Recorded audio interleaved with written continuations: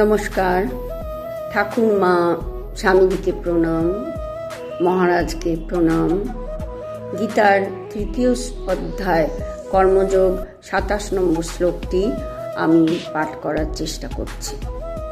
ওম নমো ভগবতে বাসুদেবায়। ওম শ্রী পরমাত্মনে নমঃ। প্রকৃতে ক্রিয়মাণানি গুণৈ কর্মাণি সর্বশঃ অহংকার বিমূঢ়াত্মা কর্তায়হম ইতি মন্যতে। গীতা ধর্মশাস্ত্র সর্বলৌকিক, সর্বকালিক। গীতা সম্পূর্ণ মানব জাতির ধর্মশাস্ত্র। ভগবান শ্রীকৃষ্ণ অর্জুনকে কুরুক্ষেত্রের যুদ্ধের পূর্বে যে উপদেশ দিয়েছিলেন, এখানে তাই বলা হয়েছে। সব কাজ আসলে প্রকৃতি আমাদের স্বভাব, গুণ, পরিস্থিতি করিয়ে নেয়। প্রকৃতির 3টি গুণ সত্ত্ব, রজ ও তম দ্বারা সব কাজ হচ্ছে। সত্ত্বগুণ হল শান্তি, জ্ঞান, দয়া, সত্য, স্থিরতা, ভালো ইচ্ছা, ভরে ওঠা, ধ্যান, অন্যের উপকারে আনন্দ পাওয়া, কাজ শেষে ফল নিয়ে টেনশন না করা।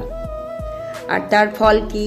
তার ফল হলো মানুষকে ঠিক ভুল বুঝতে সাহায্য করে এবং জীবনে ধৈর্য আনে, সমতা আনে।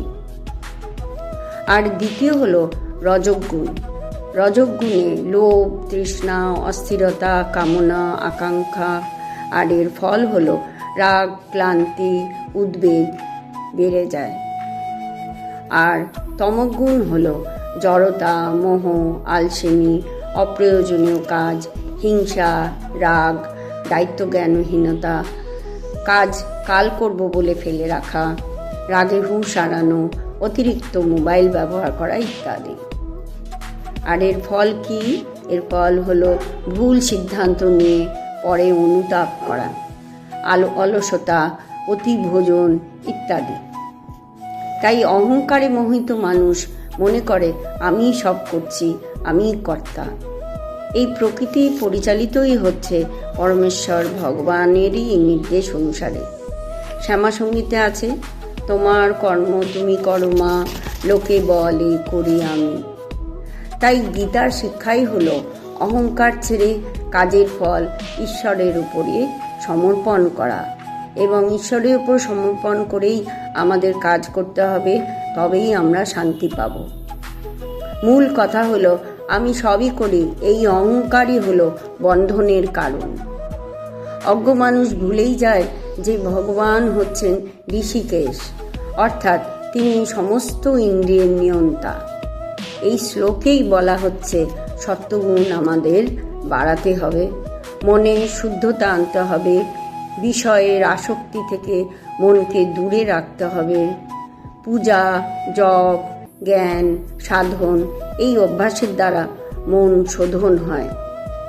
রজ আর তমগুণকে কমাতে হবে বা তাকে সামলাতে হবে, তবেই কর্মযোগে স্থির থাকবে।